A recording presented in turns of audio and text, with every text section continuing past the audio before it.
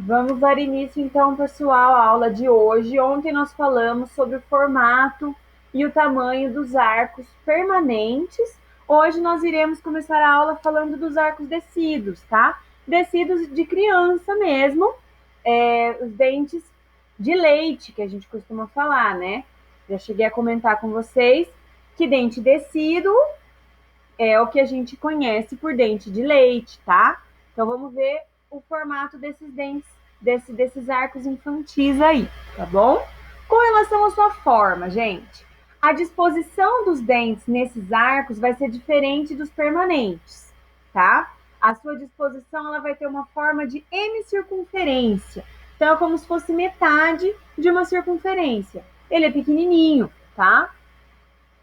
O tamanho a sua dimensão transversal ela vai ser maior que a longitudinal, tá? Então ele vai ser mais largo do que comprido, entre aspas, tá, gente? Só estou fazendo uma comparação aí para vocês conseguirem visualizar. O arco descido superior ele vai ser maior que o inferior longitudinalmente, que é o contrário do que acontece na dentição permanente, tá? Mesmo assim, o arco continua contendo inferior, como acontece nos permanentes, aquela relação caixa-tampa, tá? Porém, nas crianças isso já não é tão evidente. Trouxe um comparativo para vocês aqui de um arco descido e um arco permanente. Claro que a diferença é muito grande, uma por conta do tamanho dessa pessoa, né? A criança é muito menor, né, do que um adulto, e tem a questão também que eles têm menos dentes na arcada, enquanto uma dentição permanente vai ter 32 dentes, uma dentição decídua, como o próprio nome dela já diz, vai ter 10 em cima e 10 embaixo, no caso, 20 dentes, tá bom? A disposição também vai ser diferente, vocês vão ver alguns exemplos que eu vou mostrar para vocês nessa aula.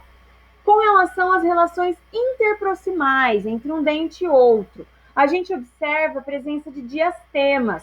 Diastemas são espaços interdentais, tá? No arco descido, a gente vai ter muita presença de diastemas. Claro que tem crianças que não têm, tá? Que vai ter até um apinhamento, que é um dente encostadinho no outro, até de forma torta. Mas o mais comum que a gente encontra em arcos descidos é presença de diastemas, tá? Então, é esse afastamento entre um dente e outro, com essa ausência de contatos interproximais. Trouxe até umas imagens para vocês observarem essa presença de diastemas nesse arco descido, ó, nesses arcos descidos, tá? Isso é muito comum. Isso acontece por quê?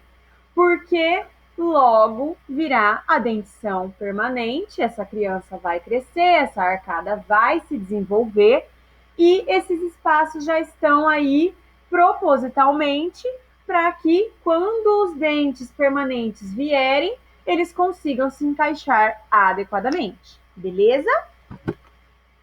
Com relação às curvas de compensação, SPI e Wilson que a gente viu nos permanentes. Nos dentes descidos, nos arcos descidos, não vai ter presença de curvas de compensação, tá? No caso da curva de SPI, por exemplo, ela só vai se definir quando todos os permanentes já estiverem erupcionados, tá? Então ela vai começar a se definir aos 9 anos de idade e vai se completar mesmo aos 12 anos de idade, quando ocorre essa erupção desses segundos molares, tá bom, gente? Trouxe até uma imagem para vocês de uma mandíbula de criança, para vocês verem o quão reta ela é, tá bom? Todas essas estruturas elas vão se desenvolver. Com relação agora, a gente vai entrar nas relações maxilomandibulares estáticas. Então, nós vamos na aula de hoje fazer várias revisõezinhas do que a gente viu lá na disciplina de ATM, tá bom, gente? Então, alguns conceitos vocês já viram. Nós vamos revisar hoje para que a gente consiga ir falando a mesma língua, tá bom? Então, nessas relações entre a maxila e a mandíbula estática, ou seja, independente de movimentos mandibulares, a gente vai ter as posições ou posturas, no caso, a relação cêntrica,